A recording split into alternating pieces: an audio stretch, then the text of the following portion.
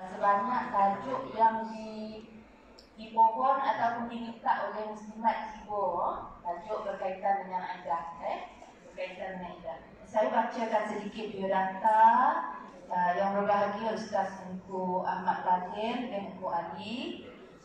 Asal kelahiran daripada Kuala Terengganu, pendidikan beliau daripada Kolej Melayu Kuala Kangsar, Universiti Islam Antarabangsa dalam bidang undang-undang, Universiti Islam Antarabangsa dalam bidang undang-undang syariah. Bertebatanlah dengan kehendak kita lah. Jadi itu orang yang layak di depan kita untuk kita tanya berkaitan dengan permasalahan yang kita nak tahu lah. Kemudian beliau telah melanjutkan pelajaran ke University of Jordan dalam bidang kehakiman Islam dan pernah bertugas sebagai peguam bela dan peguam cara Mahkamah Tinggi Malaya pada tahun 1995, dan beliau juga merupakan mantan pensyarah Kuliah Undang-Undang Ahmad Ibrahim Universiti Islam Antarabangsa. Beliau juga merupakan mantan fellow kanan Institut Kajian Strategik Islam Malaysia, dan beliau juga merupakan ahli panel penyelidik fatwa Jabatan Mufti Kerajaan Negeri Sembilan. Beliau juga merupakan ahli Jawatan Kuasa Syariah Bank Muamalat Malaysia Berhad, dan beliau juga merupakan ahli Jawatan Kuasa Syariah Agrobank, dan juga beliau merupakan ahli Jawatan Kuasa Syariah Public Islamic Bank Berhad. Beliau juga merupakan ahli Jawatan Kuasa Syariah AIA Public Takaful Berhad. Beliau juga merupakan ahli Jawatan Kuasa Perundingan Hukum Syarak Negeri Pahang, dan beliau juga merupakan Board of Director Tijarah Hakimoni Senja Berhad, dan juga beliau juga merupakan penasihat Pusat Kecemerlangan Hakimoni yang diusahakan bersama dengan isteri yang tercinta Ustazah Siti Khadijah, dan juga beliau merupakan pengarah, saya dah sebut tadi, pengarah Tijarah Hakimoni Senja Berhad. Untuk mengenali lagi Ustaz Engku Ahmad Fadil ini, mungkin rakan-rakan muslimat boleh melayari Facebook beliau dan juga Instagram beliau lah, insya-Allah. Untuk si kenal maka kita si cinta sebenarnya nak. Jadi untuk tidak melengahkan masa lagi, mungkin dengan masa yang ada ini kita mintalah Ustaz Engku untuk berkongsi bersama kita tentang tajuk aidah. Mungkin sekiranya ada soalan lepas tu habis Ustaz Engku ceramah, kita boleh mu'alah Ustaz boleh ya? Okey, saya rasa itu sahaja. Dengan segala hormatnya, majlis kita silakan. Terima kasih Ustaz. Assalamualaikum warahmatullahi wabarakatuh. Bismillahirrahmanirrahim. Alhamdulillahirabbil alamin. Wa afdhalus salati wa atamut taslimi ala sayyidina Muhammadin wa ala alihi wa sahbihi ajma'in. Rabbi shrah li sadri wa yassir li amri wahlul 'uqdatam min lisani yafqahu qawli. Subhanaka la ilma lana illa ma 'allamtana innaka antal alimul hakim. Allahumma arinal haqqa haqqan warzuqna ittiba'ah wa arinal batila batilan warzuqna ijtinabah. Amma ba'd. Alhamdulillah, muslimin, muslimat, hadirin hadirat, walaupun muslimin minoriti ya, endangered species, spesies terancam. Kami si pandai tutur Sarawak baru 3 hari ya di Sibu, tapi akan cuba sikit-sikit lah ya. Sik tu sudah tahu, yang lain masih sik tahu. Jadi sik tahu, madah tahu itu bahaya. Bab iddah ni saya tahu perkara yang sangat basic ya. Jadi saya akan kongsikan yang saya tahu. Maka yang saya tidak tahu tu saya akan kata tidak tahulah ya. Kita boleh tanya, kami hanya jawab yang tahu. Yang si tahu, si jawab. Betul ke? Betul Ustaz. masih banyak kena polish tu. Teruk sangat dia punya bahasa Sarawaknya. InsyaAllah. Kalau kita makan umai selalu, makan midin, ya. Apa lagi, insyaAllah. Baik, jadi berkaitan dengan iddah ini, secara ringkasnya adalah satu tempoh yang perlu dilalui oleh seorang wanita yang berlaku perpisahan dengan pasangannya, dengan suaminya. Sama ada perpisahan itu perpisahan hidup atau kita kenali sebagai perceraian, atau juga boleh berlaku perpisahan dengan sebab kematian, berpisah mati. Kedua-dua jenis perpisahan ini secara umumnya ada satu tempoh yang mana wanita ini tidak boleh berkahwin dengan orang lain. Dan perpisahan secara hidup juga ada beberapa jenis, ya. Misalnya boleh berlaku dengan sebab tolak, itu yang biasalah, ya. Suami itu menceraikan isterinya. Boleh berlaku juga dengan sebab fasakh, dipisahkan dengan perintah mahkamah, ya, oleh sesuatu sebab. Boleh berlaku juga dengan sebab khuluk. Ya, khuluk ni bahasa Melayu dia panggil tebus talak. Khuluk ini biasanya hanya akan berlaku kalau isteri yang sangat berminat untuk berpisah, suami tidak berminat untuk berpisah. Akhirnya isteri kata, ceraikan saya sanggup bayar sekian banyak. Itu namanya tebus talak. Dan itu tolak bain. Tolak ada yang raj'i, maknanya dalam tempoh iddah suami masih boleh rujuk isteri. Ada tolak dipanggil tolak bain. Berarti walaupun masih dalam iddah, suami yang berpisah itu sudah tidak boleh rujuk isteri dia. Yang ramai orang tahu itu kalau sudah talak 3, kan. Kalau sudah 3 kali talak, suami walaupun isteri masih dalam iddah tidak boleh rujuk lagi. Tapi kalau tolak dengan cara tebus talak, iaitu isteri membayar sejumlah wang untuk mendapatkan talak dari suami, walaupun itu hanya talak 1 saja, tapi juga tolak bain. Ya, suami tidak boleh rujuk. Kerana kalau boleh rujuk, rugilah isteri bayar. Kan isteri itu bersemangat mau bercerai sehingga dia sanggup bayar. Tiba-tiba katakan dia bayar 10,000 atau 20,000 untuk diceraikan, besok suami kata saya rujuk kembali. Jadi sia-sia. Makanya kalau tolak dengan tebus talak, walaupun masih dalam tempoh iddah dan walaupun tolak itu hanya 1, itu masih lagi dianggap tolak bain, tidak boleh rujuk. Baik. Untuk tolak yang umum lah, ya. Maknanya suami ceraikan isteri dia. Sama ada tolak raj'i ataupun tolak yang bain. Raj'i boleh rujuk, bain sudah tidak boleh rujuk. Tempoh iddah adalah 3 kali suci. Ya, kan wanita dia ada period, ya. Dia ada datang bulan. So ada tempoh haid, ada tempoh suci. Jadi kalau ikut mazhab Imam Syafi'i, yang mana ramai, ya, di Nusantara ini kita taklid, kita ikut pada fatwa mazhab Syafi'i, maka kena tunggu 3 kali suci baru habis iddah. Kalau talak raj'i, dalam tempoh itu suami boleh rujuk kembali isteri dia tanpa perlu kepada akad baru, tanpa perlu kepada mahar, hanya rujuk saja. Dia katakan saya rujuk kembali. Tetapi memang ada khilaf, ya. Kalau ada kawan kita yang mazhab Hanafi, tempoh iddah dia itu berbeza dari segi tempohnya lebih pendek, kerana mereka memahami ayat Al-Quran salah satu kurub, ya, 3 kurub dengan makna haid.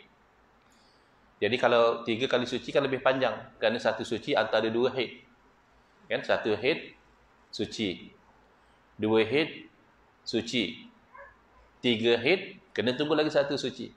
Padahal kalau mazhab Hanafi, selesai haid tu sudah haid yang ketiga tu sudah habis iddah. Ini secara umum. Tetapi ada kalanya ada wanita itu dia tidak ada haid lagi, ya. Sudah tidak ada haid. Maka yang itu digantikan dengan bulan, ya. Digantikan dengan bulan. Dia panggil al-ya'is, ya, yang sudah tidak ada haid, mungkin di istilah kita adalah menopause, wanita yang sudah menopause. Jadi macam mana nak kira 3 kali suci kalau tidak ada haid? Haid itu kan suci kan antara 2 haid. Haidnya pun tidak ada. Maka ketika itu mereka rujuk kepada bulan. Satu jenis lagi yang menggunakan bulan sebagai iddah adalah kalau bercerai mati. Orang ini suaminya meninggal dunia, maka iddahnya adalah 4 bulan 10 hari. Cuma kadang-kadang berlaku overlapping dalam keadaan mana orang yang suaminya meninggal itu dia dalam keadaan mengandung. Kerana dalam keadaan biasa, kalau seorang wanita itu mengandung, tiba-tiba dicerai oleh suami dia, itu kan agak tragik lah. Orang kalau kampung kalau dengar pun, suaminya ni macam tak timbang rasa kan, isteri sedang mengandung pun dicerai. Tapi tak mustahil berlaku berceraian dalam keadaan isteri itu sedang hamil, sedang mengandung. Jadi untuk kes perempuan yang mengandung, maka iddah dia habis bila dia lahirkan anak. Jadi boleh jadi iddah tu lebih panjang daripada biasa sebab dia baru je mengandung. Ada lagi 8 bulan nak melahirkan anak. Jadi selagi tak habis dia melahirkan anak tu, selagi itu masih iddah. Dan boleh jadi pendek lagi. Dia dah syarat dicerai dalam 2 minggu dah dia bersalin, habis iddah. Lagi pendek daripada iddah biasa, ya. Itu juga boleh jadi. Tetapi apa kata perempuan ni bukan diceraikan oleh suami, dalam keadaan dia mengandung, tiba-tiba suami dia meninggal. Di situlah kita perlu rujuk kepada alim ulama sebenarnya. Ya, dalam zaman kita ni ada segelintir umat Islam, dia berangan-angan besar, dia menyangkakan bahawa dalam beragama dia hanya direct rujuk Quran hadis saja. Dia tak perlu lagi ikut ulama sebab Quran hadis sudah ada. Betul, Quran hadis sudah ada. Tetapi yang pakar di dalam memahami Quran hadis adalah ulama. Kita ambil contohlah, ya, undang-undang negara kita sudah ada Perlembagaan Persekutuan, sudah ada Akta Parlimen, sudah ada enactment negeri. Kan kita boleh beli dan kita boleh baca. Tetapi kenapa hanya peguam dibenarkan berhujah di mahkamah? Kenapa tidak semua orang yang boleh beli buku undang-undang, silakan berhujah di mahkamah, kamu sudah baca? Tidak. Kerana yang betul-betul mahir undang-undang ni peguam. Sebab itu hanya peguam, ya, dibenarkan untuk berhujah di mahkamah. Jadi lebih-lebih lagi wahyu Allah itu perlu kepada ulama.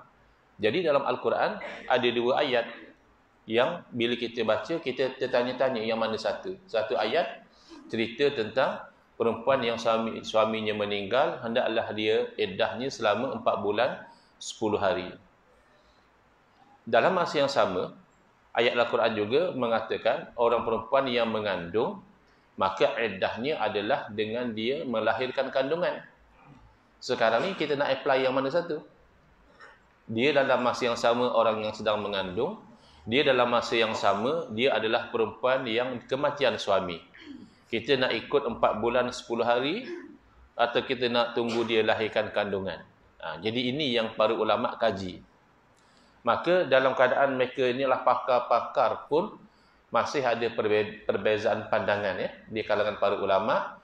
Yang pasti tidak ada antara ulama yang mengatakan tak perlu tunggu lahir anak. Tak ada. Yang mengatakan oleh kerana dia kematian suami 4 bulan 10 hari dah berlalu, sekarang dia sudah boleh kahwin, padahal dia masih pregnant lagi. Itu tidak ada ulama yang berpandangan macam itu. Tapi ada ulama yang berpandangan untuk perempuan yang mengandung walaupun belum cukup 4 bulan 10 hari. Ya, katakanlah suaminya meninggal semalam. Isteri dia pun sedih, besok melahirkan anak. Sudah boleh kahwin dengan orang lain. Lah sedih-sedih juga, tapi kan siapa nak bayar bil, siapa nak bayar kereta, siapa nak bayar rumah. Kan alang-alang sudah ada orang tunggu, sudah ada orang nak meminang, terima saja. Kalau menangis banyak-banyak pun yang mati bukan hidup balik kan. Puan-puan setuju, masya-Allah. Baik, jadi itu pandangan yang dipakai dalam mazhab kita untuk perempuan yang mengandung, memadailah dia itu melahirkan kandungan sudah habis iddah dia. Tapi kalau sudah berlalu 4 bulan 10 hari, dia belum lagi melahirkan anak, itu memang confirm, kena tunggu dulu. Habis 4 bulan, kena tunggu melahirkan anak dahulu. Tak ada cerita kalau tak lahirkan anak habis iddah, memang tak akan berlaku. Tetapi ada pandangan, dia kata whichever the later, yang mana yang lambat itu jadi iddah dia. Berarti kalau dia sudah lahirkan anak tapi 4 bulan 10 hari belum berlalu, dia kena tunggu habis 4 bulan 10 hari dulu. Dan kalau 4 bulan 10 hari sudah berlalu, dia belum melahirkan anak, itu confirm. Dia memang kena tunggu lahirkan anak dulu. Jadi beza dengan pendapat yang dipakai dalam mazhab kita adalah kalau dia lahirkan anak sebelum 4 bulan 10 hari, dalam mazhab kita sudah boleh kahwin dah. Kalau inginlah tak mesti macam itu kan. Setengah orang dia macam malu, alamak suami baru meninggal semalam dah sudah nak akad nikah dengan orang lain. Tapi dari segi hukum boleh. Tapi kalau ambil pendapat yang kedua, walaupun dia sudah melahirkan anak, katakan seminggu lepas suaminya meninggal, dia masih kena tunggu lagi satu tempoh yang 4 bulan 10 hari itu berlalu, baru dikira iddahnya sudah habis. Begitu. Jadi inilah secara ringkas yang saya boleh sampaikan berdasarkan sedikit sebanyak yang saya ingat pengajian saya ketika masih belajar dahulu. Kalau saya ada silap, mohon ustaz-ustaz yang hadir betulkan. Dan kalau tidak ada soalan tu lebih baik. Kalau ada pun kemungkinan saya akan jawab wallahu alam, saya pun tak pasti, kena cemak dulu. Kerana dalam agama ni kalau tak pasti lebih baik jangan saya jawablah. Saya mengambil consolation, comfort daripada sikap Imam Malik rahimahullah taala. Padahal Imam Malik itu orang yang sangat alim tanah haram bahkan guru pada Imam Syafi'i. Imam Syafi'i berguru dengan Imam Malik.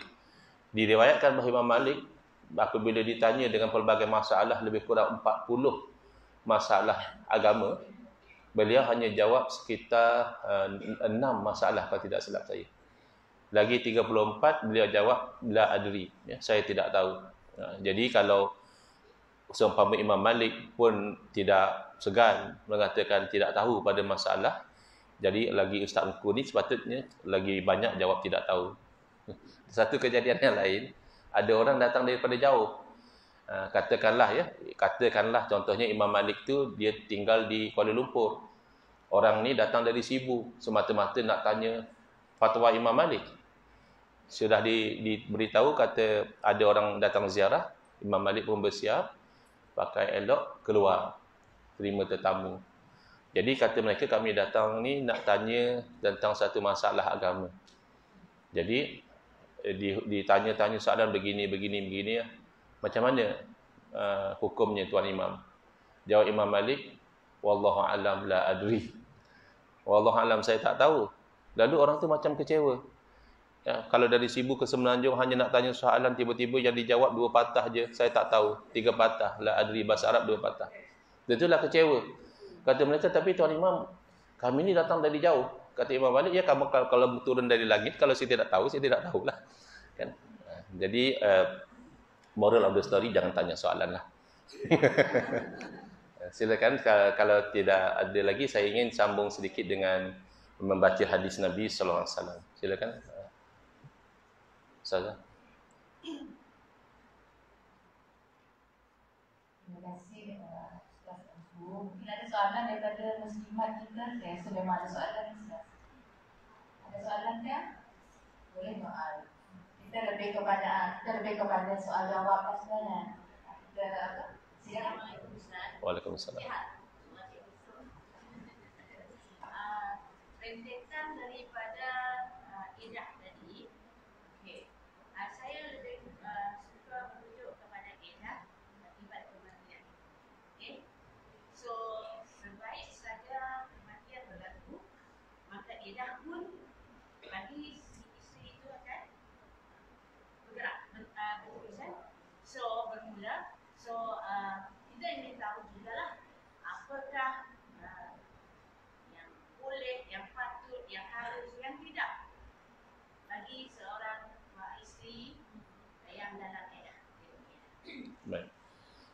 Secara umumnya untuk isteri yang dalam iddah kematian tadi, antara yang tidak dibenarkan untuk dia lakukan adalah dia keluar dari rumah tempat yang dia tinggal itu, kecuali untuk keperluan. Ya. Mana kalau saja-saja mau jalan-jalan, mau shopping, central market atau apa, saja-saja, itu tidak dibenarkan. Tapi kalau di rumah tidak ada bahan makanan, tidak ada orang yang boleh tolong belikan, dia terpaksa keluar untuk beli makanan, atau dia terpaksa keluar untuk bekerja misalnya, itu dibenarkan kerana keperluan. Makanya even kalau untuk mengiringi jenazah juga tidak ada keperluan, kerana jenazah itu diuruskan oleh orang-orang tertentu yang sudah sempurna kefarduan itu tanpa isteri itu ikut sekali. Makanya iringilah dengan doa lah. Dan juga tidak bersolek, tidak berpakaian cantik pada tempoh tersebut, dan juga dilarang pada tempoh itu dipinang. Pinang ini maksudnya bukanlah mesti bawa hantaran, bawa rombongan, tapi memadai satu orang lelaki, dia bagi tahu kepada wanita itu, saya itu ingin ambil kamu sebagai isteri. Itu sudah dianggap meminang, ya. Itu dilarang dalam tempoh tersebut. Dan apatah lagi kalau sampai berkahwin, ya. Pada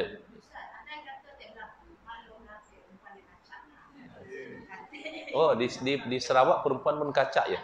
Kalau di Semenanjung hanya lelaki. Mungkin orangnya dah lama pada mana kita ada cakap macam ni apa tindakan bagi pihak si itu the best answer she can give. Ya, memang kalau dia sekadar menerima tu boleh, tapi belum boleh akad lah. Kalau akad tidak sah, ya tolak nanti kan diambil orang lain kan. Ya, bukan kejadian sendiri ya.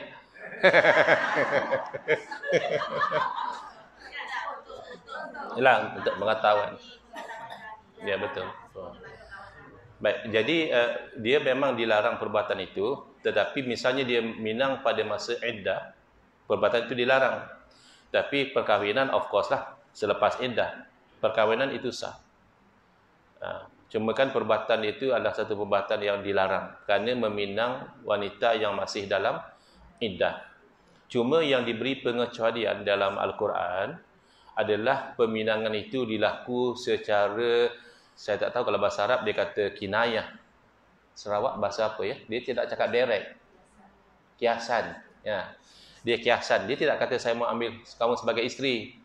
Tapi dia kata tidak perlu sedih sangat kalau orang perempuan sekacak kamu, itu tak lama orang akan pinang. Kan? Jadi perempuan tu kalau dia tu mungkin dia faham mungkin lelaki ni minat nak meminang saya. Itu namanya kinayah. Dia tidak betul cakap direct, saya mau ambil kamu sebagai isteri.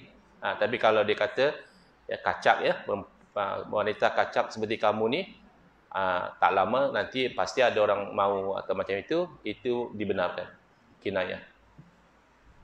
Jadi yang nak meminang tu kena pandai-pandai cari bahasa yang sesuai lah. Kalau seorang lelaki itu dia faham tentang keadaan dia tak ada. Ya. Dia kadang-kadang bukan masalah tak faham pun. Dia masalah cinta tu sudah nanti dia kalau aku tidak cakap awal nanti orang lain ambil sik dapat dekat aku.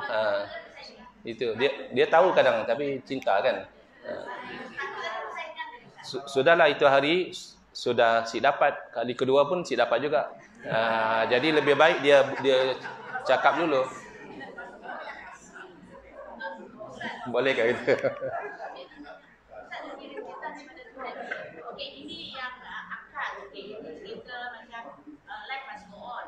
Tapi yang yang tadi Ustaz ada sebut mengiringi jenazah. Boleh tak di-elaborate di sini Pak? Tadi macam kita lah, saya rasa orang lain tu sama. He is my husband lah. Kan? Takkan dia meninggal, kita tak ikut. Macam, kita tak ada. Lepas kata dia, orang pun belum berapa. Dah panjang. Tapi kita kena set mind kita lah. Maksudnya, sebab itu kita nak tahu hukum dia sebut apa. Nak mengiringi jenazah tu macam mana. Ada keras sangat ke, haram ke. macam itulah. Boleh tak Ustaz ada bahagian itu sikit untuk lebih jelas lagi? Baik, setakat yang saya faham, yang mengiring jenazah itu tidak termasuk keluar dengan keperluan. Kerana the original hukum adalah tidak dibenarkan. Kecuali dia ada exception, kerana wanita itu ada kalanya dia perlu keluar. Kalau kita ambil contoh yang ekstrim, contohnya rumahnya terbakar. Oh, saya dalam iddah saya tidak keluar. Kata tidak mungkin. Kalau rumah terbakar memang dia kena keluar. Ataupun lesser than that adalah dia terpaksa keluar untuk bekerja. Kerana kalau tidak bekerja nanti dia majikannya nanti hentikan dia atau sebagainya. Itu dia keluar. Pun dalam keadaan dia tidak bersolek lah, pakaian yang biasa saja. Tapi setakat yang saya tahu, keluar mengiring jenazah itu tidak termasuk keperluan. Jadi tidak exception to the general rule, ya. Wallahualam, kalau saya salah mohon dibetulkan. Itu setakat yang saya faham. Kan kalau tidak iring pun kan jenazah dikebumikan, atau mereka tidak boleh kebumi, mereka boleh kebumikan. Ya. Hukumnya lah. Mana hukum asal tak dibenarkan. Ada lagi soalan? Soalan ditutup. Ya. Ada satu lah, tadi ada maklum pasal wanita yang mengandung, dia diceraikan. Adakah jatuh talak pasal itu? Ya. Diceraikan tu maknanya sudah jatuh talak lah. Misalnya suaminya, soalannya begini ya, untuk for the sake, because tidak pakai mikrofon tadi, for the sake of others, dengar soalannya adalah, soalannya kalau seorang wanita ketika dia sedang mengandung lalu suami dia menceraikan, adakah jatuh talak? Ya, talak jatuh. Cuma iddah dia tu hanya akan berakhir apabila dia melahirkan. Jadi katakanlah dia baru saja mengandung, suami sudah ceraikan. Boleh jadi dia iddah sampai 8 bulan, 9 bulan. Sebaliknya kalau dia sudah syarat, ya, tiba-tiba suami dia menceraikan dia, boleh jadi lepas 2 hari sudah habis iddah, kerana lepas 2 hari dia melahirkan anak. Tapi biasanya dari segi psikologi lah, dalam kitab-kitab fiqh lah, biasanya suami itu akan keberatan menceraikan isteri yang sedang mengandung sebab dia ada attachment to the child as well. Sama juga menceraikan, dia tidak boleh pada masa isteri dalam keadaan haid ataupun dalam keadaan suci yang mereka sudah bersama. Kerana apa? Hikmah dia dalam Islam, perceraian ni kalau boleh is the last resort. Memang dibenarkan, tapi tak mau macam berceraian itu berlaku dengan sewenang-wenang saja. Lupa letak garam dalam lauk, cerai. Masak nasi kurang masak, cerai. Jadi tidak mau macam itu. Dia kalau boleh memang sudah tidak boleh hidup sebagai pasangan suami isteri. Sudah cuba macam-macam, memang tidak boleh lagi. Baru dia cerai. Jadi psikologi manusia ni Islam ambil kira. Psikologi manusia adalah bila isteri dia dalam keadaan suci dan dia masih belum pernah bersama lagi, that particular suci itu, dia belum bersama lagi dengan isteri, biasanya the desire is very high compared to isteri dalam haid. Adapun isteri dah suci dan mereka pernah bersama, desire itu dah turun. So kalau dia dalam keadaan desire dia pada isteri dia sedang tinggi, yet dia masih menceraikan, berarti kemungkinan besar perceraian itu kerana keperluan, bukan kerana benda yang remeh-temeh. Jadi sebab itu dia, kalau ceraikan isteri dalam haid dipanggil cerai secara bid'ah, secara yang tidak ikut sunnah. Tapi masih cerai itu jatuhlah. Cara itu tidak betul, tapi once dia ceraikan tetap perceraian itu berlaku. Kira jatuh talak lah. Jatuh. Jadi tak boleh bersama lah, Ustaz? Tak boleh, kecuali dia rujuklah. Kalau masih dia tolak raji'i, kata tolak kali pertama atau tolak kali kedua, kan iddah dia itu tidak akan habis kecuali dia melahirkan. Kalau sudah melahirkan, habis iddah. Maknanya dalam tempoh isteri dia mengandung, itu tempoh yang suami masih boleh rujuk. Dia tidak perlu akad nikah baru. Dia hanya kata saya rujuk kamu. Melainkan kalau talak 3. Ada 2 orang je? Ya. Boleh. Boleh, tapi sebab seeloknya ada saksi sebab dalam bentuk pembuktian. So, saksi ni memudahkan pembuktian. Wallahu a'lam. Silakan, Mak. Waalaikumsalam. Ya. Saya nak bertanya mengenai dengan sekarang ni kan zaman moden, ada yang remaja-remaja yang kahwin terlalu awal sudah mempunyai anak, jadi tidak tinggal bersama selepas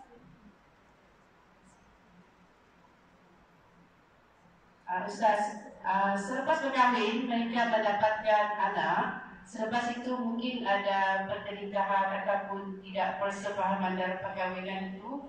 Mereka macam tidak tinggal bersama untuk 3 bulan dan lebih daripada 3 bulan itu. Apa hukumnya, Ustaz?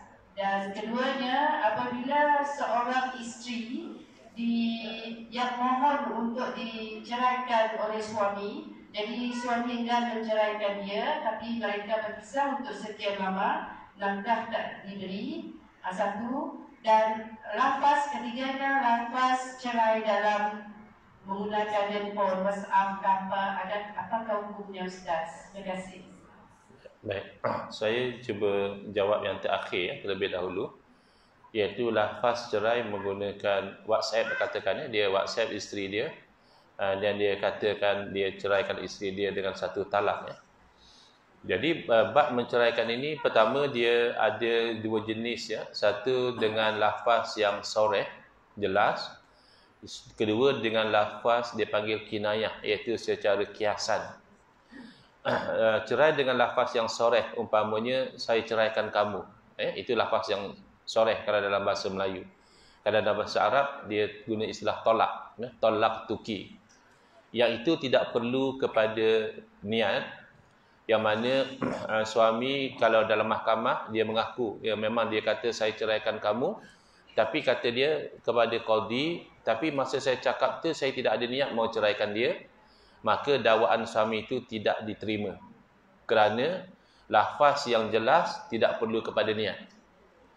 Tapi kalau dia gunakan istilah yang kinayah, contohnya dia kata kamu buatlah apa yang mulai hari ini, kamu buatlah apa yang kamu suka, saya tak peduli lagi. Jadi isteri kata, saya faham suami saya dah cerai saya. Ketika itu suami cakap, tidak, saya tidak ada niat mau cerai dia. Diterima kata-kata suami. Kerana itu lafaz yang kinayah. Tapi kalau suami kata, ya, maksud saya, kamu buatlah apa yang kamu suka itu, saya sudah cerai dia. Maka barulah lafaz cerai secara kiasan itu jatuh. Dia perlu pada niat. So niat tu suami yang tahu, kerana dalam hati dia. Jadi kena dalam mahkamah akan tanya, bila kamu kata mulai hari ini kamu bebas, kan? Itu tidak jelas. Maka mahkamah akan tanya, ketika kamu cakap kepada isteri kamu, mulai hari ini kamu bebas, kamu niat ceraikan dia atau tidak? Kata suami, ya, saya niat ceraikan dia. Jatuh talak. Kata suami, tidak, saya tidak niat ceraikan dia. Maka si jatuh. Kalau dia menggunakan WhatsApp, maka di situ kena pastikan. Pertama, kena tanya, ya memang kamukah yang hantar WhatsApp itu? Kan? WhatsApp itu boleh jadi lafaz yang soreh, saya ceraikan kamu, boleh jadi lafaz yang tidak soreh, saya bebaskan kamu, misalnya. Tapi kan handphone itu siapa-siapa boleh ambil. Anak main-main, marah dekat ibu dia ambil handphone bapaknya, dia cakap, saya ceraikan kamu. Jadi kena pastikan dulu bahawa memang dia yang tulis. Kalau dia yang tulis dan lafaz itu jelas, maka jatuh. Kerana WhatsApp ini hanya way of communication saja. Telefon itu adalah way of communication. Yang lebih penting adalah lafaz dia itu. Adakah jelas menunjuk kepada cerai atau tidak. Dalam Islam pun dia ada berbincang tentang cerai dengan menggunakan tulisan. Ataupun untuk orang-orang yang tidak boleh tutur, macam orang bisu, mereka boleh cerai dengan bahasa isyarat. Jadi untuk soalan terakhir itu, dia bergantung kepada, pertama memang dia yang tulis dan hantar WhatsApp. Dan kalau lafaz itu jelas, dia sudah mengaku dia tulis, jatuh. Kalau lafaz itu tidak jelas, kiasan, kena tanya dia, memang kamu maksudkan apa dengan tulisan kamu itu.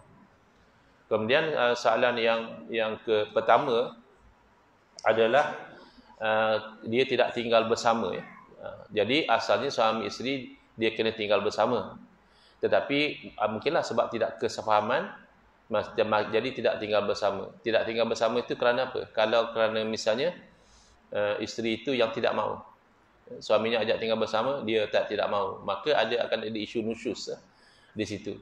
Bila ada isu nusyuz, nafkah tidak jadi wajib lagi. Tapi kalau suami yang meninggalkan isteri dia marah pada isteri masih taat. Isteri masih tunggu di rumah perkahwinan. Tapi suami sudah pergi ke tempat lain, dia tinggalkan isteri dia. Maka ketika itu suami masih kena bagi nafkah kepada isteri dia. Ya, kalau dia tidak bagi, maknanya isteri boleh tuntutlah. Dalam tempoh itu suami tidak bayar nafkah, isteri boleh tuntut kerana isteri tidak nusyuz. Hanya kan suami yang tinggalkan dia. Jadi yang kedua, ada 3 soalan tadi kan? Kata ustazah, kalau sudah berusia pasti ada lupa satu. Apa dia soalan nombor 2 tadi? Isteri dia dah lama dah kahwin kan. Isteri dia mohon suami dia nak bercerai. Okey. Jadi suami dia nak ceraikan dia. Okey. Jadi secara asas dalam Islam, hak untuk menceraikan adalah hak suami ya. Yang ini yang kadang-kadang orang liberal dia akan komplain lah. Dia kata ini against equality between gender. Kalau dah sama-sama kahwin, isteri pun boleh ceraikan suami kalau dia nak. Itu orang-orang liberal biasa perjuangkan macam itu. Tapi dalam Islam, Allah lebih mengetahui ya, tabiat manusia, tugas manusia. Maka Allah berikan hak cerai kepada suami. Maka oleh kerana itu hak dia boleh exercise the right, dia ceraikan. Tapi kalau dia ceraikan tanpa sebab, itu tetap satu perkara dari segi agama tidak bagus. Macam kufur nikmat lah, isteri sudah baik, sudah bagus, tapi saja-saja dia cerai, itu tidak bagus dalam agama. Tapi masih jatuh, kerana itu hak dia. Dia dah gugurkan isteri dia sebagai isteri, maka bukan jadi isteri lagi. Tetapi dalam masa yang sama, kalau isteri juga meminta cerai tanpa sebab yang sepatutnya, isteri juga buat satu tindakan yang bercanggah dengan agama. Kerana suami sudah bagus, bagi nafkah dan sebagainya, tapi isteri masih minta cerai. Tapi dia kebiasaannya adalah isteri minta cerai kerana sesuatu sebab. Jadi kalau sebab itu disepakati, sepatutnya suami kena ceraikan. Kerana dia dilarang membiarkan isteri dia itu, dalam Quran sebut kal mu'allaqah. Seperti orang Melayu kata gantung tidak bertali. Itu dilarang. Kalau kamu mau dia, layan dia sebagai isteri. Kamu tak mau, lepaskan dia, boleh kahwin dengan orang lain. Ini kamu tidak layan dia sebagai isteri, tapi kamu tidak ceraikan dia. Itu dalam Islam itu dilarang. Perbuatan macam itu dianggap menzalimi kepada isteri. Tetapi sekejap saya habiskan dulu ya. Tetapi kalau sebabnya itu adalah dispute ya. Isteri kata dia memang perlu diceraikan kerana suaminya begini-begini, suami kata tidak, maka itu akan dibawa ke mahkamah lah. Kalau mahkamah berpuas hati dengan fakta, mahkamah boleh meminta supaya pasangan itu sama ada fasakh atau meminta suami itu menceraikan isteri dia. Tapi secara asas hak cerai adalah hak suami. Ya, wallahu a'lam. Tapi dia kena exercise hak itu dengan cara yang adil. Jangan disalahguna. Ya. Any right if misuse dia akan jadi wrong. Okay. Silakan puan, soalan.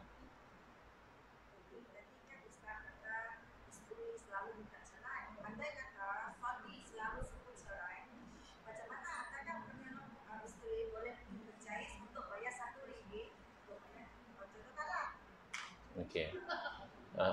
Okey. Boleh pakai mikrofon supaya soalannya lebih jelas.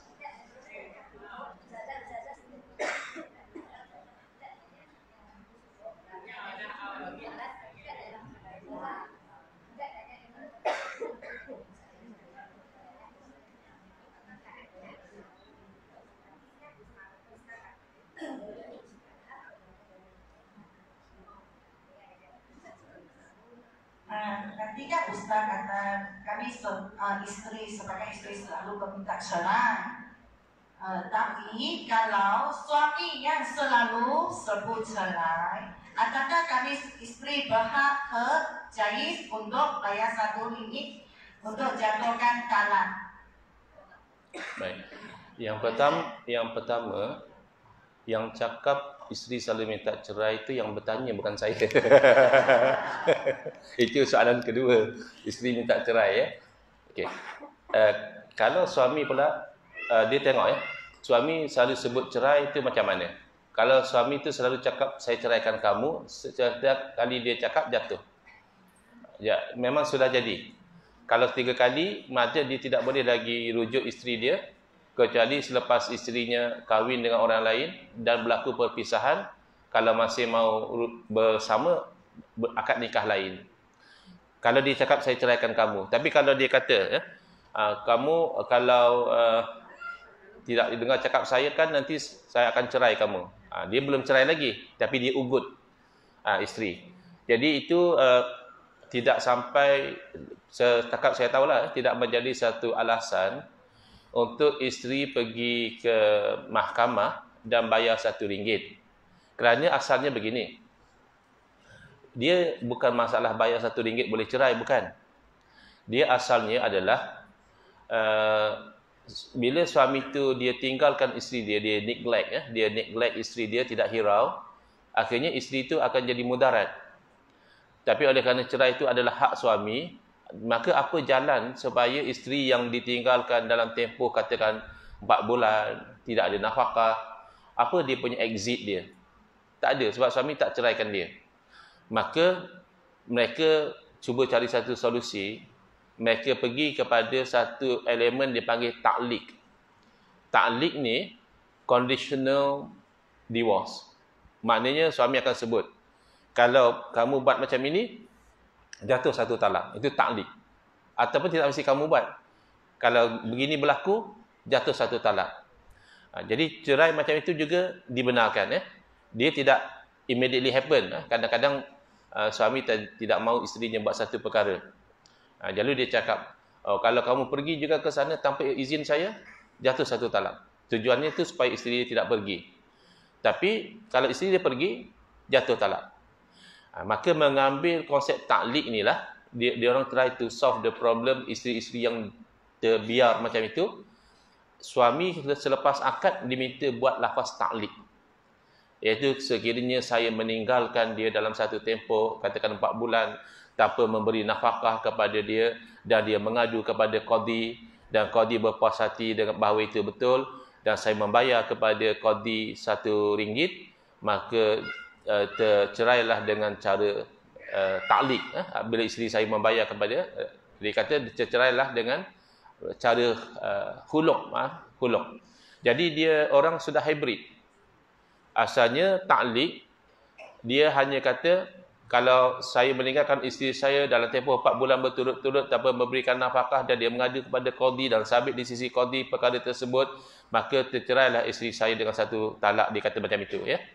Jadi apa yang berlaku adalah bila isteri itu pergi ke mahkamah dan dia mengadu kepada mahkamah dan mahkamah kata ya betul, terbukti orang ini 4 bulan berturut-turut tinggal isteri tidak bagi nafkah, lalu jatuh 1 talak, kan masih boleh rujuk. Jadi suami dapat tahu, katakan lepas seminggu, dia pun kata tak apa, saya rujuk kamu. Jadi in order untuk prevent suami rujuk, dia add another element, iaitu tebus talak. Jadi yang bayar RM1 itu dianggap sebagai tebus talak, supaya suami tidak boleh rujuk. Sekarang saya dah sebut tadi, kalau tebus talak itu talak bain. Walaupun dalam iddah suami tidak boleh rujuk. Tetapi cara ini dikritik oleh sebahagian ulama kerana khuluk bukan macam itu. Khuluk bukan bayar RM1. Khuluk dalam hadis, Nabi SAW suruh pulangkan balik kebun yang dihadiahkan oleh suami kepada isteri. Dalam kes itu, suaminya baik, suaminya bagus, tapi isteri tak suka. Jadi isteri mengadu pada Rasulullah, saya tidak komplain suami saya tidak cakap dia tidak bagus, tapi saya pun tidak mahu tanggung dosa, sebab saya tak suka dia. Jadi Rasulullah lihat tidak boleh diselamatkan. Ya, suami walaupun bagus, tapi isteri tidak suka, tidak boleh juga. Akhirnya Rasulullah tanya, kamu sanggupkah pulang balik kebun yang dihadiahkan pada kamu masa itu kahwin itu. Jadi cakap saya sanggup. Itu asalnya khuluk. Bukan RM1. RM1 itu siapa pun boleh bayar. Jadi sebab itu dikritik. Tapi tujuan mereka letakkan elemen khuluk adalah supaya selepas jatuh talak, suami tidak boleh sewenang-wenangnya rujuk isteri tadi.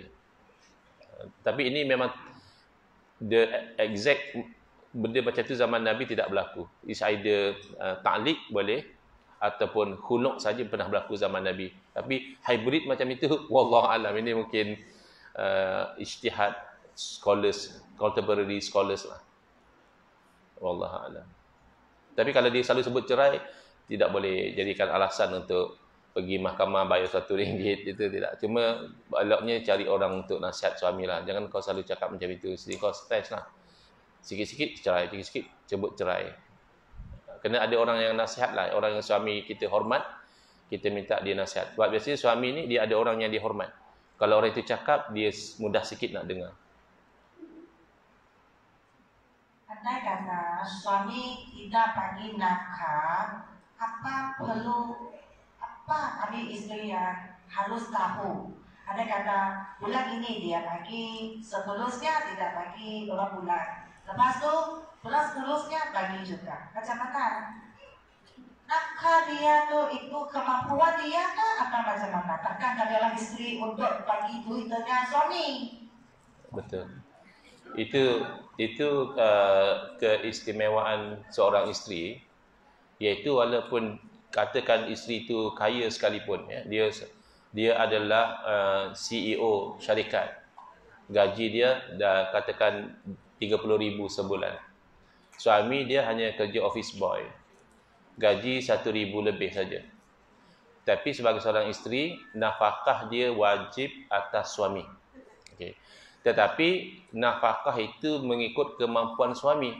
Sebab tak mungkin orang yang gaji katakan 1,000, 2,000 dia mampu bagi nafkah macam orang yang gaji 20, 30,000. Jadi mengikut kemampuan itu dia bagilah. Maknanya kalau beras, kalau orang kaya mungkin beras lain kualiti, tapi oleh kerana dia tidak mampu, dia bagi juga beras, tapi beras yang murah sikit. Itu ikut kemampuan suami. Tapi bukan suami langsung tak bagi nafkah, sehingga isteri tidak ada makanan, isteri tidak ada pakaian yang sesuai misalnya, tak, masih kena bagi. Tapi dia bagi pakaian misalnya, pakaian pasar malam sudahlah, takkan mau beli dekat butik pasal tidak kemampuan dia. Tapi tetap dia kena bagi nafkah, ya. Tapi katakanlah suami itu dia macam kerja tidak menentu, ada masa-masa masuk dia bagi nafkah, bulan depan dia tidak ada income, dia tidak bagi. Jadi tempoh yang dia tidak bagi itu dia anggap hutang. Jadi kalau zaman dulu kena ada buku 35, tulis bulan ini suami tidak bayar, bulan depan tidak bayar lagi. Okey. Jadi bila dia sudah ada duit, jangan dia beli iPhone 15 dulu. dia bayar hutang dulu. Nafkah isteri itu hutang. Kalau dia berdegil, ketika itulah boleh dibawa ke mahkamah untuk dia dipaksa membayar hutang dia tadi. Ya. Nafkah yang tidak dibayar dianggap debt. So the husband has to repay. Kata isteri, saya CEO, saya guna duit saya dulu. Boleh tuntut balik nanti. Tapi kalau isteri itu jenis macam, tak apalah, saya sayang suami saya halalkan, pun boleh. Terpulang kepada isteri. Nak tuntut boleh, nak halalkan juga, itu lebih ada pahala lah. Macam kita halalkan hutang pada kawan juga, ada pahala. Wallahualam. Jenis?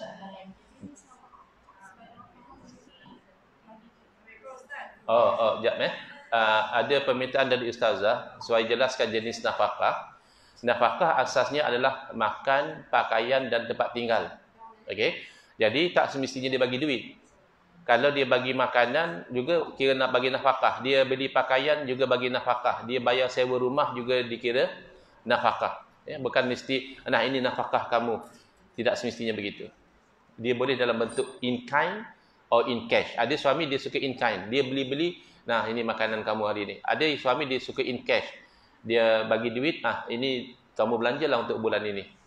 Tapi kedua-duanya itu sudah kira nafkah. Macam mana? Pocket money maksudnya? duit just Yang lebih-lebih lah. Untuk enjoy juga, pergi spa, pergi polish-polish, ya. Itu sunat lah. Dapat pahala lah kalau suami bagi lebih daripada yang wajib, dapat pahala. Bahkan digalakkan seorang itu pemurah dengan ahli keluarga dia, sama ada isteri ataupun anak-anak. Tidak, yang nafkah yang tiga, yang basic tadi ya, makan, minum, pakaian dan tempat tinggal. Dan kalau isteri dia sakit, dia kena kos rawatan itu dia kena bayar. Tapi kalau yang lebih-lebih, misal kata untuk isteri dia pergi spa, santai, ya itu sunat lah. Kalau isteri suami bagi, bagus. Kewajiban.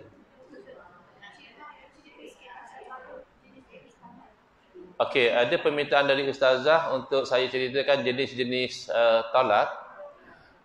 Maksudnya apa? Talak bain, talak raj'i. Okey, ada jenis tolak yang besar, ada dua jenis. Satu dia panggil tolak raj'i, satu dia panggil tolak bain. Apa beza? Kalau disebut tolak raj'i, maknanya dalam tempoh iddah yang kita bincang tadi, suami boleh rujuk, mana ambil semula isteri dia tanpa perlu akad yang baru. Tidak perlu lagi ijab qabul, tidak perlu bayar mahar, tidak perlu. Hanya kan dia rujuk saja. Maka kembali sebagai suami isteri. Itu namanya tolak raj'i. Dan tolak raj'i ini rujuk mesti berlaku dalam iddah. Kalau sudah habis iddah, katakanlah iddah dengan 3 kali suci, dah habis 3 kali suci. Katakanlah iddah dengan sebab isteri melahirkan anak. Isteri dah lahirkan anak. Ketika itu hak untuk rujuk sudah habis. Bila tolak raj'i sudah habis tempoh, automatik dia convert jadi tolak bain. Dan bain ada dua jenis. Bain ni mana tak boleh rujuk ya. Bain ada dua jenis. Satu dia panggil bain sughra, kecil. Satu bain kubra, besar. Ini dari segi bahasa lah. Ya. Sama je efek dia. Sama-sama tak boleh rujuk. Tapi yang kubra ni efek dia lagi serius. Kalau yang sughra, yang kecil, bain yang kecil ini, suami dah tak boleh rujuk, tapi dia masih, bila dah lama-lama berpisah, dia rasa macam his life is incomplete. Oh, baru dia perasan rupanya isteri dia tu, dia perlu dalam hidup dia. So, dia kena nego. Dia kena pujuk. Jomlah kita dulu silap, dulu kita tidak matang. Jomlah kita bina hidup baru. Kalau isteri dia setuju, dia just akad nikah baru. Dan bayar mahar baru. Ya, kira enter into a new contract of marriage. Ya. Senang ya. Masalah adalah kalau tolak bain kubra, ya, yang besar tu, maksudnya apa? Walaupun isteri dia setuju, ya, dia tetap tidak boleh rujuk. Ini berlaku kalau sudah 3 kali tolak. Dia tolak sekali, rujuk. Lepas tu tolak lagi, rujuk. Atau tolak lagi, rujuk. Atau entah macam mana dia fikir, dia terus cakap, saya tolak kamu dengan tolak 3. Maknanya yang penting 3 tolak lah. 3 tolak satu persatu ke, 3 tolak sekaligus ke, yang penting 3 tolak. Efek dia, bain bukan saya tidak boleh rujuk, dan dia memang tidak boleh akad nikah baru. Tadi kan boleh akad nikah baru saja. Ya, dah pujuk-pujuk, isteri pun setuju, akad nikah baru. Yang ini akad nikah baru pun tidak boleh. Sehinggalah isteri dia tu berkahwin dengan orang lain, bersama dengan orang lain, dan orang lain tu sudah ceraikan isteri dia ataupun meninggal dunia, baru dia boleh akad nikah. Ini kenapa? Nak discourage people daripada sewenang-wenangnya cerai. Kalau dia ingat, nanti janda saya kena kahwin dengan orang lain dulu, baru saya boleh kahwin dengan dia. Susah juga macam ini. Dia pun ada rasa jealous juga kalau isteri dia kena kahwin dengan orang lain dulu. Akhirnya dia pun tidak senang-senang untuk tolak isteri. Itu tujuannya. Tetapi kadang-kadang orang tu emosi. Sikit-sikit cerai. Sikit-sikit cerai. Akhirnya sudah 3 kali. Yang ini yang kadang-kadang berlaku yang dipanggil dalam bahasa Arab nikah muhallil. Ya. Dia bukan nak kahwin dengan perempuan tu, tapi yang suami yang dulu tu dia cakap, aku nak kahwin dengan isteri aku semula, tak boleh kau cari kahwin dengan orang lain. Jadi kamu kahwin dengan isteri aku, nanti kamu ceraikan dia. Ini dipanggil nikah muhallil, dan ini secara umumnya dilarang lah ya, kerana macam buat main-main. Dan yang tak tahulah di Sarawak istilahnya apa, tapi di Semenanjung yang kahwin sekejap dengan isteri dia tu, mereka istilahkan Cina buta. Tak pasal-pasal kan Cina dapat nama, yang kahwin tu Melayu. Tak tahu. Dah lah Cina buta pula Tapi tak jarang berlaku yang kahwin dengan isteri dia tu, tiba-tiba dia kata, aku tak mau cerai lah itu nasib lah. Tapi itu jenis talak ya. Secara umum ada dua. Raj'i, dalam tempoh iddah suami boleh rujuk. Habis iddah, kalau nak kena kahwin baru, maknanya akad nikah. Talak bain, dalam tempoh iddah pun tak boleh rujuk. Tapi kalau nak kena kahwin lain. Tapi kalau bain kubra yang sudah 3 kali talak, nak kahwin baru pun tak boleh. Kecuali isterinya telah berkahwin dengan orang lain, dah bersama dengan orang lain, kemudian orang lain itu menceraikan atau mati. Barulah suami boleh kahwin kalau bain kubra. Wallahu a'lam. Waalaikumsalam. Ustaz, Anda ni bertanya bagi pihak muslimat. Ya. Faham. Tentang makan sebab mungkin yang kita tahu yang biasa muslimat kita lah makan, minum, duit makan, duit minum, tapi mungkin yang jarang dengar tu maknanya kita sediakan tempat tinggal. Itu soalan daripada muslimat tadi lah Ustaz menjelaskan. Kalau tidak disediakan tempat tinggal tu mana?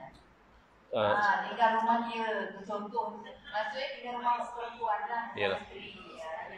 Saya ada sebut tadi nafkah. Kan tadi ada tanya yang pocket money ya. Maksud pocket money tu bukan yang basic lah, tapi isteri pun seronok kalau ada pocket money, boleh beli misal kata gelang ya, boleh pergi spa. Tapi yang basic ialah makan, minum, pakaian dan tempat tinggal. Mana tempat tinggal isteri termasuk tanggungjawab suami ya. Jadi kalau katakan suami itu mampu ya, dia ada rumah sendiri, dia sediakan rumah untuk isteri dia, atau dia tak berapa mampu, dia sewa rumah untuk isteri dia.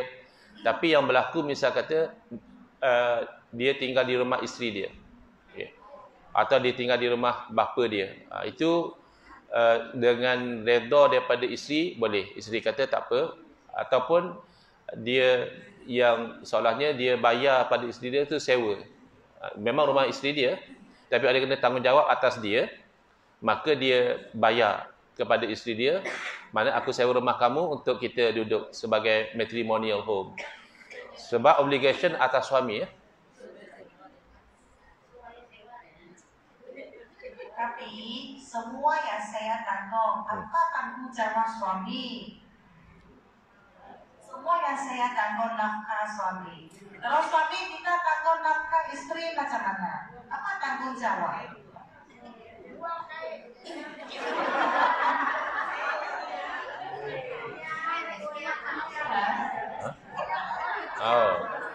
Okey, saya bagi beza ya. Satu adalah dari segi the law ya. Apa yang law cakap, maksudnya Islamic law. Satu lagi apa yang really happen dalam reality ya.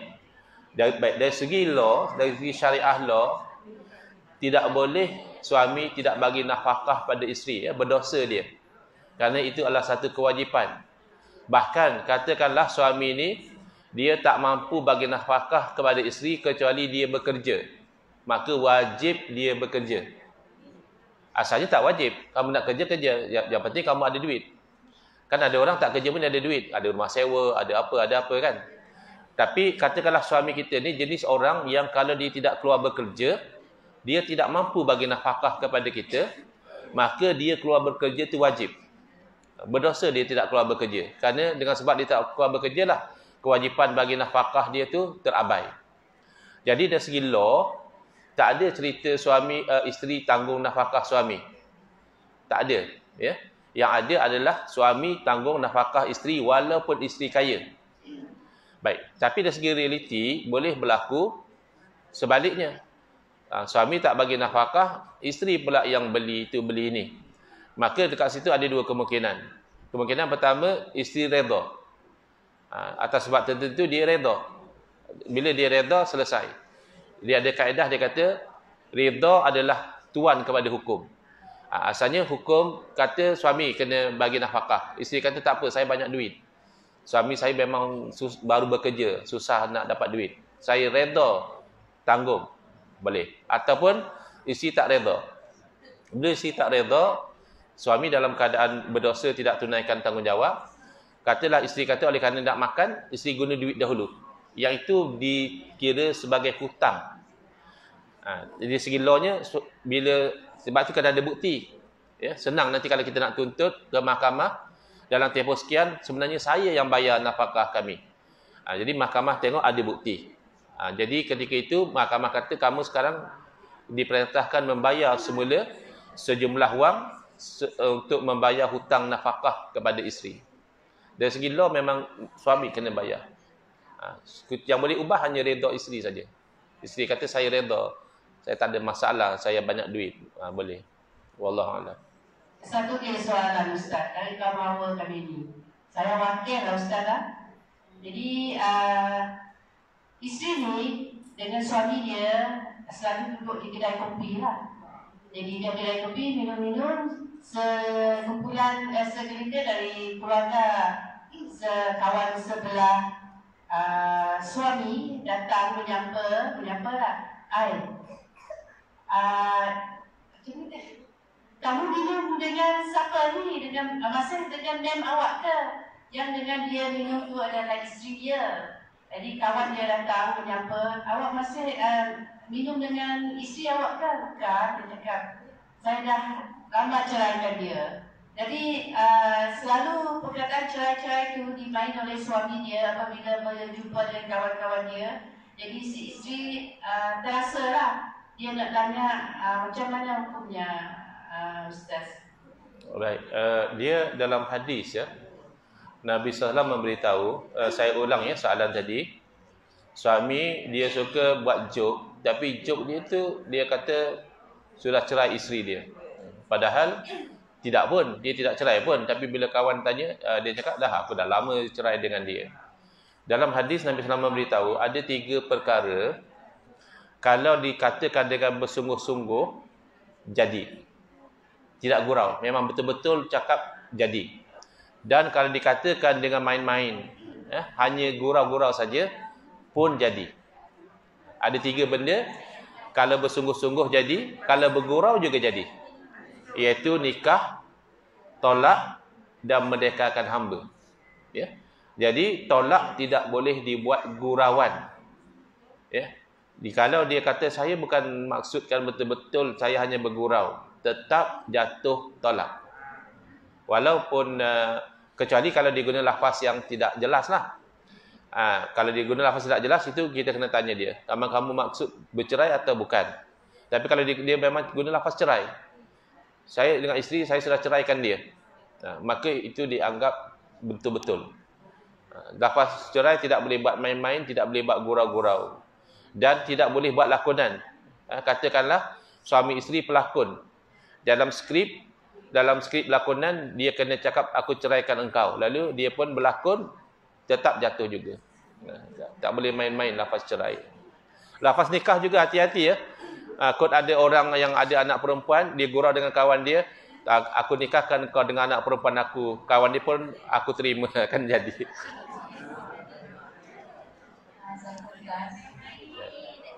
Waalaikumsalam. Mungkin saya boleh jelaskan berkaitan dengan situasi macam ni lah. Kadang-kadang ada suami suka menyebut macam ni, kalau awak pergi rumah mak awak, jatuh talak. Saya tak pernah tahu pergi rumah mak awak. Kalau pergi rumah mak awak, jatuh talak. Isteri pun mungkin dia dah dalam keadaan tak sedar, dia pun pergi dan sebagainya. Jadi mungkin Ustaz boleh jelaskan lah sama ada jatuh atau tidak talak. Baik, saya cerita ni secara teori ilmu secara factual. Saya nasihatkan semua yang ada masalah berlaku cerai ke tak berlaku cerai, hendaklah merujuk kepada pejabat agama atau mahkamah ya. Kalau secara realiti, yang saya cerita ni adalah secara teori ilmu. Secara teori ilmu, bila suami cakap ya, katakan tadi dia kata kalau kamu pergi rumah mak kamu maka jatuh talak, itu namanya taklik. Taklik dalam bahasa Arab maksudnya menggantungkan. Dia bukan cerai terus. Kalau cerai terus dia kata saya ceraikan kamu, itu cerai terus.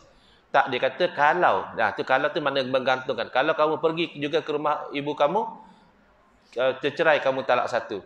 Maka kalau berlaku jatuh talak. Sebab talak tu hak suami. Walaupun kan kita kata tadi cerai dalam haid tu dilarang.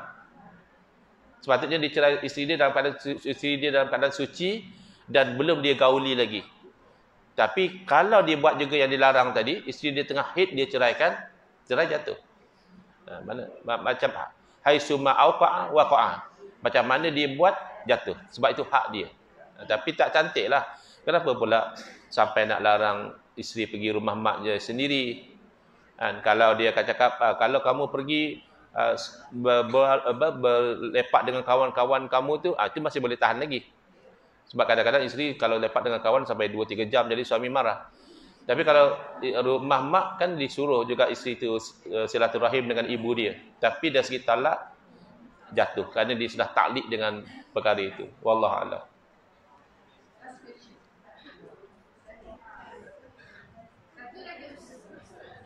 Oh, belum ditutup ya soalan. Mengenai dengan iddah. Iddah. Apabila suami dia meninggal 1 minggu, lepas tu dia nak menunaikan haji. Macam mana keadaan dia menunaikan haji dalam keadaan iddah? Baik, dalam keadaan dia iddah oleh kerana kematian suami, dia nak pergi tunaikan haji fardu ya. Ya. Wallahu a'lam, saya tak pasti. Saya takut salah jawab ya. Kalau ikut general rule, kalau keperluan boleh. Jadi adakah ulama menilai sebab haji ni memang wajib, tapi dia ada 2 jenis wajib. Dia panggil wajib alal fauri, wajib segera. Masa-masa itu juga kena buat.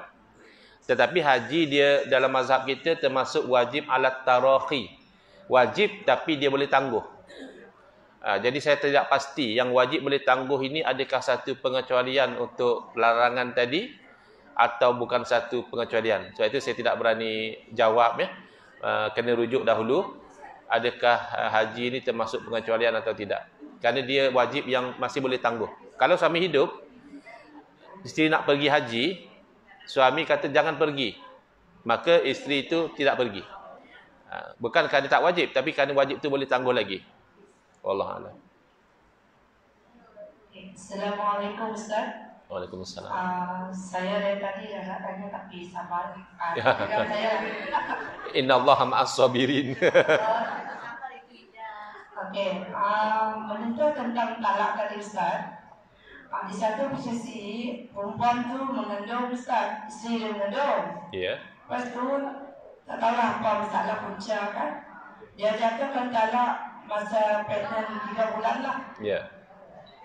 Jatuh tak talak dia? Ya. Okey. Satu lagi.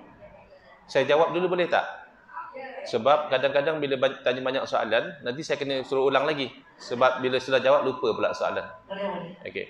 Jadi soalannya adalah isteri sedang mengandung 3 bulan. Ketika itu suami atas suatu sebab menceraikan isterinya. Soalan, adakah jatuh talak? Jawabnya jatuh. Ya. Kalau jelas talak tu jatuhlah. Katalah dia cakap, aku ceraikan kamu dengan satu talak. Isteri sedang mengandung, jatuh. Bezanya adalah, kalau isteri dia tidak mengandung, maka kalau isterinya sudah 3 kali suci, sudah habis iddah. Suami tidak boleh rujuk lagi. Kalau nak kahwin, akad baru.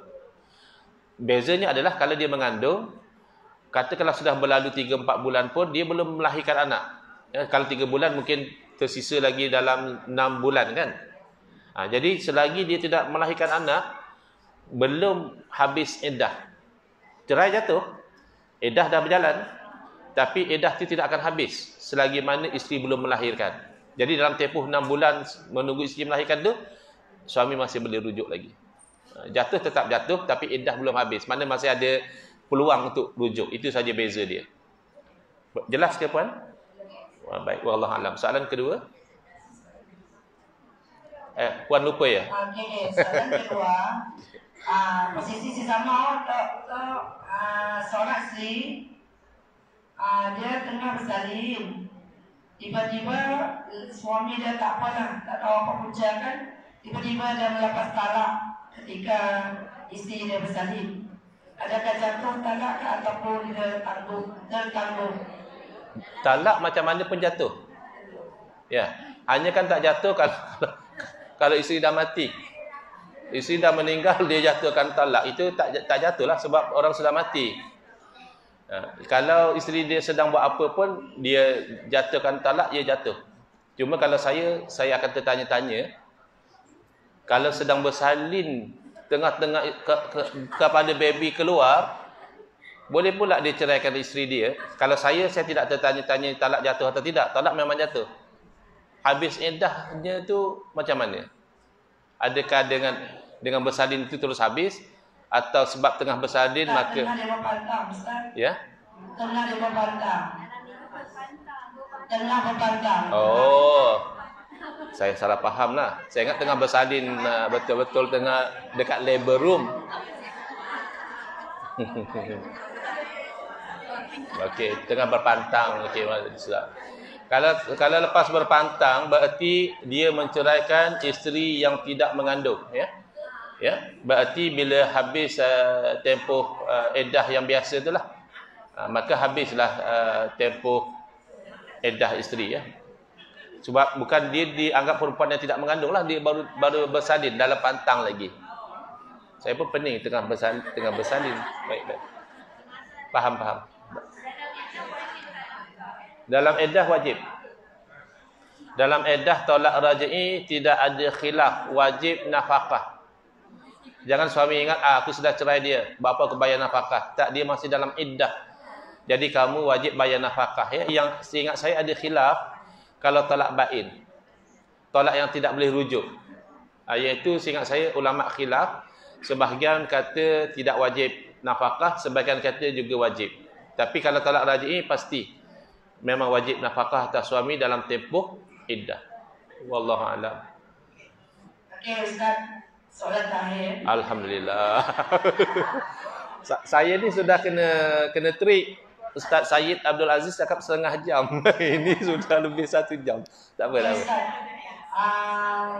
dalam kita ketawa-ketawa kita tak tahu kan nasib kita seorang isteri itu tak sama kan. Betul. Ada bahagia, ada gembira, ada sedih. Tapi satu posisi perempuan tu kena jera Ustaz. Sentiasa kena jera. Asal ada salah sikit dia kena pukul. Yeah. Salah sikit kena pukul. Sampailah anak dia dah besar, dah dewasa pun dia kena pukul juga. Tiba-tiba hari itu dia tak tahan lagi, dia terus lari. Dia lari terus dia pergi cari anak dia lain lah. Dia berlindung dengan anak dia. Banyak kesan lempam kat badan. Dulu kan, zaman dulu orang senang dera sebab tak ada mengislamkan, tak ada bukti, jadi susah untuk orang nak cakap kan. Jadi itu, habis itu dia, adakah hukum seorang isteri itu lari pada rumah untuk menyelamatkan dirinya, dakar ataupun tidak? Oh, baik. Satu orang isteri ni didera oleh suami. Tapi dia dah bercerai Ustaz. Bercerai dah tua dah. Yalah, tak apa. Dalam posisi dia lari, dalam macam 3 bulan dia lari kan, saya nasihatkan dia pergi berislam, terus bercerai lah. Okey, baik. Kita fokus kepada jawab hukum, ya. Soalannya tentang isteri yang sering didera oleh suami, iaitu suami ini dia sering pukul isteri dia. Jadi isteri dia larilah untuk menyelamatkan diri. Apa hukumnya? Hukumnya itu memang boleh kerana untuk menolak mudarat. Takkanlah oleh kerana kamu isteri, suami ambil pisau mau tikam, kamu kata tak boleh dahaka. Jadi saya tunggu je lah suami tikam. Bukan macam itu. Memang kena lari untuk selamatkan nyawa. Begitu juga kalau dipukul, dia boleh lari dan bahkan dalam undang-undang, dia boleh minta supaya mahkamah memaksakan satu perceraian kerana dipanggil liddarar. Kerana suami telah menyebabkan kemudaratan kepada tubuh badan dia, maka itu satu alasan untuk mahkamah memaksakan pasangan itu berpisah secara fasakh atau secara tolak, secara cerai. Kerana dari segi suami, dia adalah haram dia menyakiti isteri dia. Dalam Al-Quran kata kalau isteri itu derhaka, hendaklah dipukul, itu dia kena kaji itu. Ulama sudah terangkan pukul itu bukan pukul yang menyakiti, tapi pukulan yang mendidik. Dan kalau dijangkakan dia terdidik. Tapi masalah suami tadi, isteri tidak derhaka, tapi suami dia panas baran. Yang panas baran itu haram. Dia memukul isteri kerana panas baran itu haram.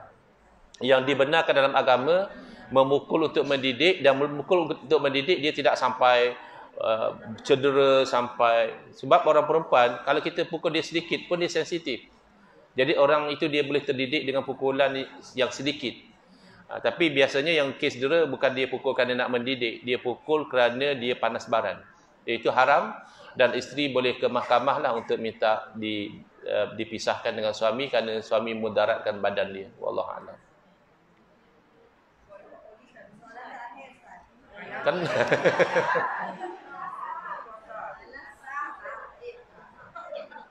Soalan terakhir, Bismillahirrahmanirrahim. Assalamualaikum warahmatullahi wabarakatuh. Waalaikumsalam.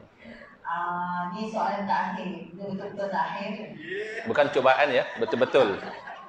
Okey, ada kata berlaku kes kematian dan kemalangan isteri dan suami yang jarak jauh, dan bila berlaku kematian suami kerana berlaku kemalangan, maka isteri itu terpaksa lah berartinya sudah talak atau dia dah jatuh talak kan, kematian lah.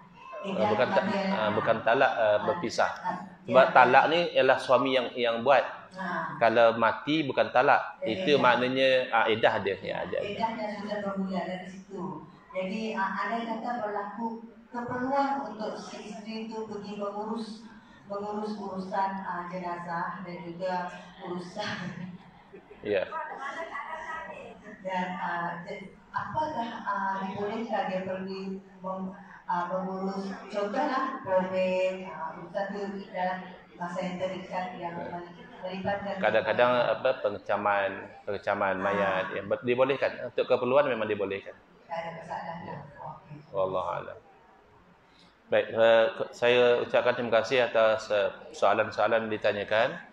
Saya mohon maaf atas sebarang kekurangan dalam saya menjawab soalan itu, dan saya mohon sekiranya nanti didapati ada jawapan saya yang salah, mohon sampaikan kepada saya supaya saya dapat perbetulkan. Dan yang paling baik, kalau dalam kejadian sebenar itu perlu dirujuk kepada pihak yang berautoriti, sama ada jatuh atau tidak jatuh talak. Wallahu a'lam. Alhamdulillah, ucapkan terima kasih kepada Ustaz Al-Muhammad, ilustrasi ceramah dan juga sesi soal jawab bersama kita pada hari ini, yang saya pasti ianya banyak berkah, Ustaz. Ya, saya first time ceramah macam ini, rasa macam nak demam juga. Banyak berkah. Saya selalu ceramah pasal akidah, first time ceramah pasal iddah, cerai, tolak ini semua. Alhamdulillah. Ya, alhamdulillah, pengalaman barulah. Ya, banyak berkah sebenarnya permasalahan kabilah kaum muslimat. Sebab biasanya kalau yang perempuan bercakap kepada perempuan ni, dia nak melekat kepala tu dia lambat sikit. Kalau lelaki bercakap, sebab persepsi seorang lelaki, jadi kita memfaham, maknanya hukum hakam ini ianya memang begitu, telah ditetapkan. Maknanya kalau tak sah tu tak salah. Itulah Jadi untuk tidak membuang masa, saya ingin menyerahkan majlis kepada pengerusi sebenar. Saya sebenarnya merampas kuasa pengerusi untuk majlis penutupan. Terima kasih.